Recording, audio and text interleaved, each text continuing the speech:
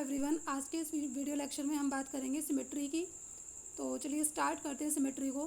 Symmetry क्या होती है? किसी भी ऑर्गेनिज्म की जो वाय आकार की होती है, यानी कि जो मॉर्फोलॉजिकल स्ट्रक्चर होता है उसके बेस पर अगर हम किसी ऑर्गेनिज्म को कट करें तो उसे हम बोलते हैं सिमेट्री, या उसकी जो वाय आकार की होती है, जैसे उसकी किसी भी ऑर्गेनिज्म की जो एक्सटर्नल स्ट्रक्चर होता है उसे हम कहते हैं, या मॉर्फोलॉजी जो होती है उसे हम कहते हैं सिमेट्री।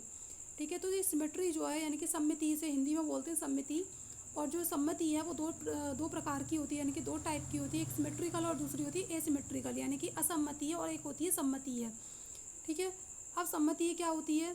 सम्मति वो होती है कि हम किसी भी ऑर्गेनिज्म को अगर हम कट करें और उसके हमें बराबर हाफ अगर मिल रहे हैं, किसी भी ऑर्गेनिज्म को अगर हम कट करें और उसके अगर हमें बराबर हाफ मिल रहे हैं, तो ऐसे ऑर्गेनिज्म को हम कहेंगे सिमेट्रिकल ऑर्गेनिज्म।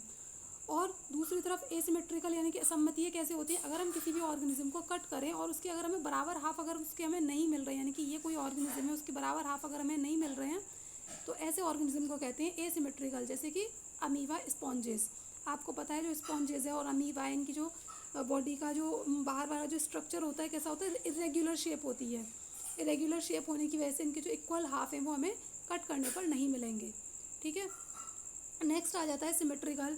जो सिमेट्रिकल है वो भी कैसा होता है? दो टाइप की सिमेट्री भी कैसी होती है? अब ये जो सिमेट्रिकल है ये भी कैसे होते हैं? दो टाइप के होते हैं। एक तो होती है रेडियल सिमेट्री और दूसरी होती है बाइलेटरल सिमेट्री। इसका एग्जाम्पल है स्टारफिश और हाइड्रा, इसका एग्जाम्पल है ऑल वर्टिब्रेट। रेडियल सिमेट्री में क्या होता है?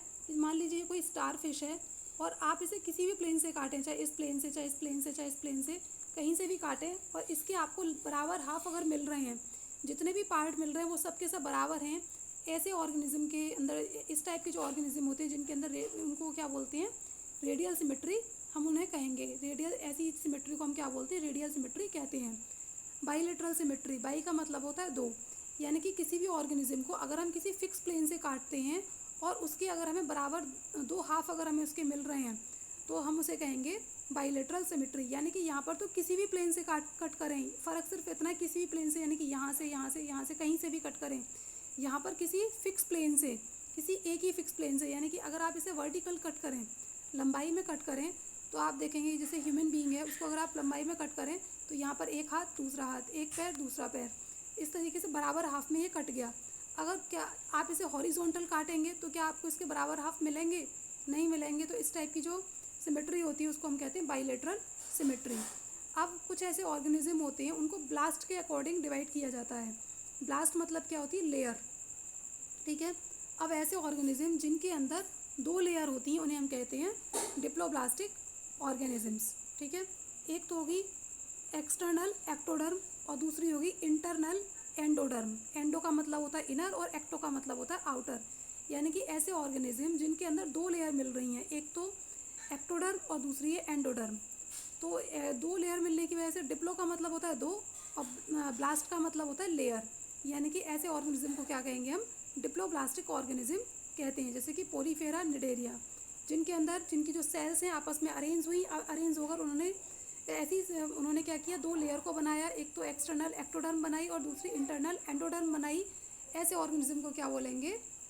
डिप्लोब्लास्टिक ऑर्गेनिज्म कहते हैं। ठीक है, अब इसके अलावा दूसरा होता है इसमें, ये आप देख सकते हैं यहाँ पर क्या हो रहा है कि एक्टोडर्म और एंडोडर्म ये दिख रही हैं, इस वाले डायग्राम में देख सकते हैं आप। यहाँ पर ये जो डायग्राम है यहाँ पर देख सकते हैं, ये वाला ऊपर वाला। ठीक, अब ये क्या है इसके अंदर? अब नेक्स्ट क्या आता है इसमें कि ट्रिप्लोब्लास्टिक ऑर्गेनिज्म। ट्रिप्लोब्लास्टिक ऑर्गेनिज्म किसे कहते हैं? यानी कि एक तो एक्टोडर्म और दूसरी क्या होगी? एंडोडर्म।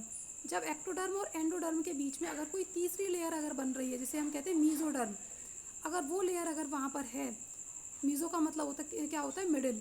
अगर इनके बीच में एक और लेयर अगर मिल रही है तो उसे हम कहेंगे, ऐसे ऑर्गेनिज्म को क्या बोलते हैं? ट्रिप्लोब्लास्टिक ऑर्गेनिज्म कहते हैं। जैसे कि प्लेटीहेल्मिन्थीस एंड कॉर्डेट्स। ठीक है, प्लेटीहेल्मिन्थीस और कॉर्डेट्स, जैसे यहाँ पर देख सकते हैं ये वाली जो लेयर है जो पर्पल कलर से दिख रही है इसको हम कहेंगे एक्टोडर्म। ठीक है, ये जो स्लेटी कलर से दिख रही है इसको हम कहेंगे एंडोडर्म। और एक्टोडर्म और एंडोडर्म के बीच में ये जो पिंक कलर की लेयर आपको दिख रही है इसे हम कहेंगे मीजोडर्म। और जिनके अंदर ये तीन टाइप की तीनों लेयर होती हैं उन्हें हम क्या बोलते हैं? ट्रिप्लोब्लास्टिक ऑर्गेनिज्म कहते हैं, जैसे कि प्लेटीहेल्मिन्थीस और कॉर्डेट्स। अब बात करते हैं सीलोम की। सीलोम क्या होती है? सीलोम एक टाइप की कैविटी होती है। अगर किसी ऑर्गेनिज्म के अंदर ये कैविटी प्रेजेंट है तो ऐसे ऑर्गेनिज्म को कहेंगे हम सीलोमेट ऑर्गेनिज्म। जिसके अंदर ये कैविटी प्रेजेंट होगी, ऐसे ऑर्गेनिज्म को हम कहेंगे सीलोमेट ऑर्गेनिज्म। जिसके अंदर ये कैविटी एब्सेंट होगी उसे हम कहेंगे एसीलोमेट। और जिसके अंदर ये कैविटी थोड़ी बहुत प्रेजेंट है यानी कि स्कैटर्ड है, यानी कि छोटे छोटे पाउचेज में है, स्कैटर्ड है, उसे हम कहते हैं स्यूडोसीलोमेट। अब हम इसे कैसे समझ सकते हैं, जैसे कि ये यहाँ पर दे रखा है एक डायग्राम, ठीक है।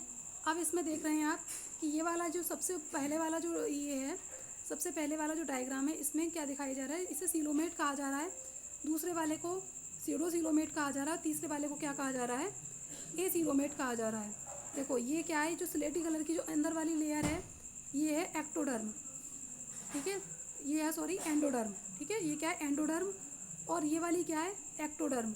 और ये है पिंक वाली जो है मीजोडर्म। अब अगर एंडोडर्म और मीजोडर्म के बीच में ये वाली ये जो प्रेजेंट है, ये जो एरिया है, इसे हम कहेंगे कैविटी। अगर एंडोडर्म और मीजोडर्म के बीच में ये वाइट वाला एरिया है ना, अगर ये प्रेजेंट है तो हम ऐसे एनिमल को कहेंगे सीलोमेट ऑर्गेनिज्म या एनिमल कहेंगे, ठीक है। अगर मान लो कि ये क्या है, ये है मीजोडर्म वाली लेयर है। मीजोडर्म लेयर जो है थोड़ी सी स्कैटर्ड है, और साथ ही साथ ये क्या है, एंडोडर्म है। अगर एंडोडर्म और मीजोडर्म के बीच में, एंडोडर्म और मीजोडर्म के बीच में ये जो कैविटी है ये स्कैटर्ड है, यानी कि पूरी तरह से कंटिन्यू नहीं है, स्कैटर्ड है, बिखरी हुई है, छोटे छोटे पाउचेज में है, तो ऐसे ऑर्गेनिज्म को कहेंगे स्यूडोसीलोमेट, क्योंकि ये पूरी तरह से प्रेजेंट नहीं है, प्रेजेंट है भी और नहीं भी है, ठीक है। तो ऐसे ऑर्गेनिज्म को क्या बोलते हैं, स्यूडोसीलोमेट, ठीक। अब जैसे ये क्या है, ये स्लेटी कलर की जो अंदर सेल हैं, ये क्या है, ये है एंडोडर्म, ठीक है। ये क्या है, एंडोडर्म। और ये क्या है, मीजोडर्म। ये पिंक वाली क्या है, मीजोडर्म। तो जब एंडोडर्म और मीजोडर्म के बीच में अगर ये जो कैविटी आप देख रहे हैं यहाँ पर प्रेजेंट है, यहाँ पर प्रेजेंट है, अगर ये कैविटी नहीं है तो ऐसे ऑर्गेनिज्म को कहेंगे एसीलोमेट ऑर्गेनिज्म। तो आज के वीडियो लेक्चर में इतना ही। आई होप कि आपको समझ में आया होगा, क्लियर हुआ होगा। अगर आपको ये समझ में आया, क्लियर हुआ है, तो प्लीज़ हमारे चैनल को लाइक कीजिए, सब्सक्राइब कीजिए और ज़्यादा से ज़्यादा इस वीडियो को शेयर कीजिए। Thank you student.